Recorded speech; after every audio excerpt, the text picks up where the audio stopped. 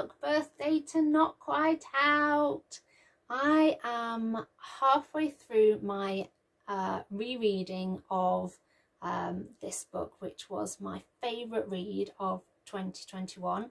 And so I thought, to celebrate its first birthday, I would read a chapter to you to try and entice you to go and pick up a copy for yourself. So I'm going to read chapter 32. Yeah, chapter 32 to you. Thought I'd read the wrong chapter number to you then. That's how professional I am. And to give you a bit of context, this is just after Dan's first group therapy session.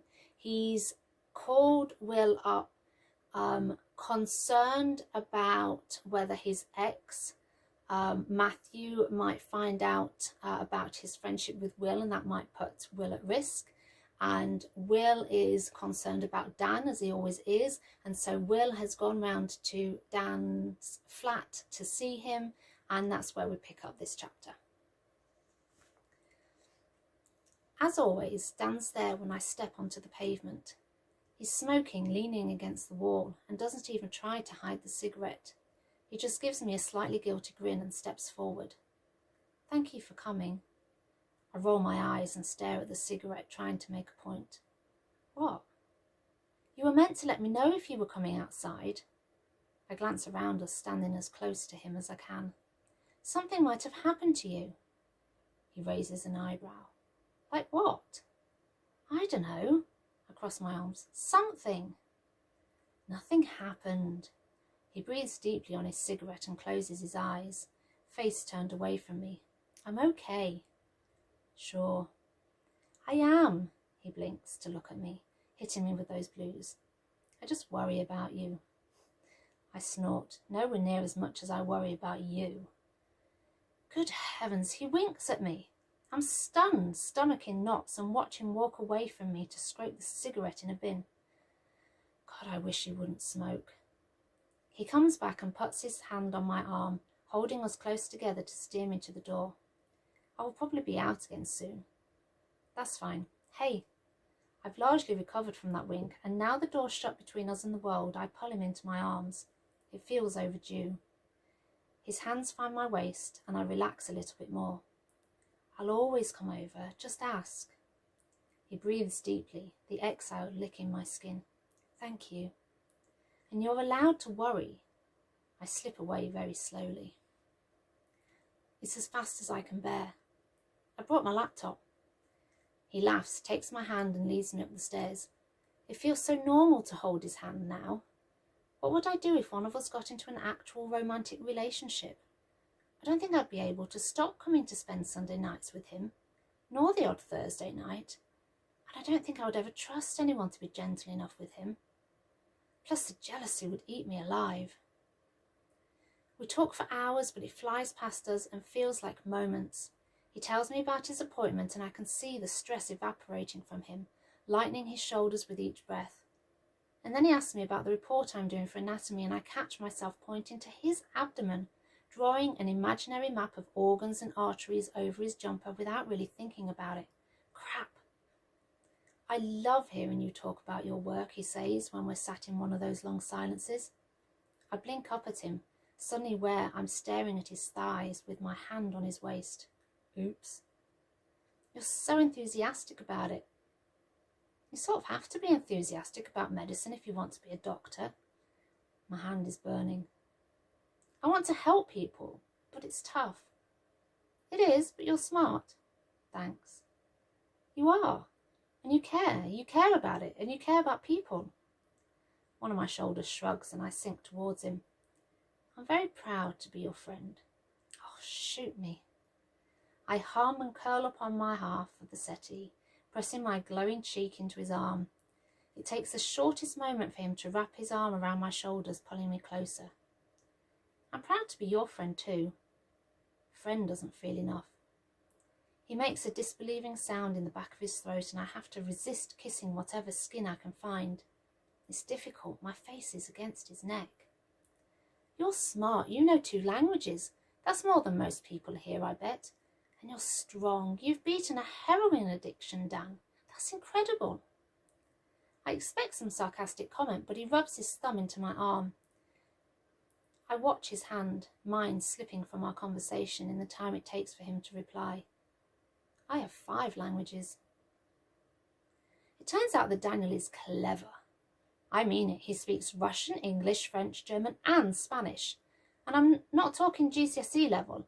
He tells me quite confidently that he could have a natural conversation in any of those languages. I'm still gawking at him hours after finding out. What? I want to ask you to say something in each language, but I realise that's rude. He laughs and sits up a bit. It's getting late. Really, we should go to bed. If anyone else asked, it would be. You shouldn't. You don't have to. He gives me a look which knocks my stomach and says, in each language, one after the other, that he is glad I am his friend. I want to cry. I'm just staring at him like I'm expecting more. I'm not. My brain just doesn't know how to keep piloting my body after being blown over by such a beautiful, attractive display of languages. It takes me a moment. Well, what's your favourite? He rolls his eyes and leans sideways into the back of the settee. We definitely should go to bed. I'm not letting him fall asleep out here again. English, because I can speak to you. I am melting. He's smirking and I'm glad I'm sitting down. He can see how ruined I am and winks, making it so much worse. But they're all good. They are. I would like to speak Russian more. I speak without thinking. Who can blame me? Then do. He frowns at me. What? I can't talk to anyone using it. But you could talk at me. He laughs. I was expecting him to be upset, but he laughs. What? You are very generous, he says, stretching his neck and sitting forward again. Maybe I will. Do you think in Russian? It's a really stupid question, and I'm very embarrassed it came from my mouth. He's still been patient with me, though. I get the impression he likes talking about this and shrugs. He's resting with his arms on his knees, back bent forward, head turned to face me. I don't know, it all blurs together. Mostly I think it's English. He doesn't look pleased about this. It depends how I'm feeling. What about the others? I think if I was surrounded by people speaking the language, I would fall into it, he explains. But it is difficult. I get them confused. Really? Duh. Sweet Jesus. It's just one little word, but I'm staring at him with my mouth open and my eyes saucer wide. No more questions? He's noticed my reaction. Anyone even glancing through the window at us would notice my reaction. And he's teasing me, and I love it. He's smirking again. My stomach feels warm. No, I lick my fingers and pray he can't hear my heartbeat. Should we go to bed? I love that this is something we can just do. I love that he and I can sit like this on the settee, sprawled across each other, arms around each other. And I love that sharing a bed has only been awkward once. Now it's as natural as breathing. Silence between us is as natural as breathing.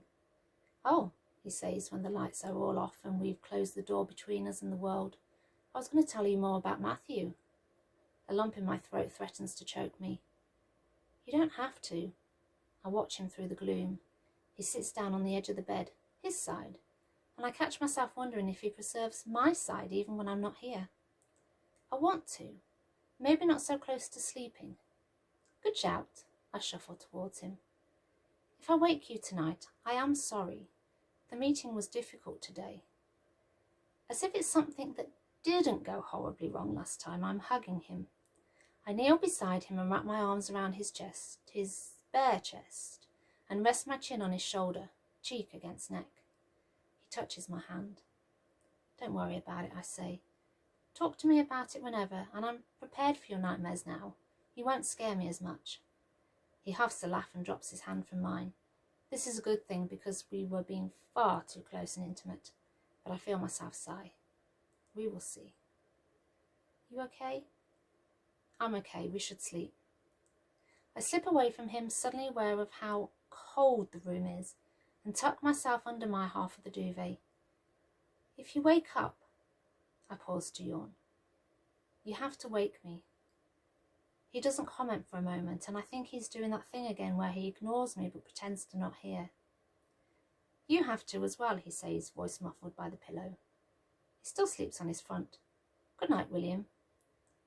I'm staring at him, imagining how easy it would be to put my arm across his back and respond far too late.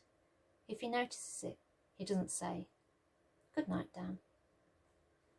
And that is chapter 32. So, why not go out and buy a copy of Not Quite Out? You can get a signed copy from Queerlit if you're in the UK, or you can get a Kindle copy or paperback copy from Amazon.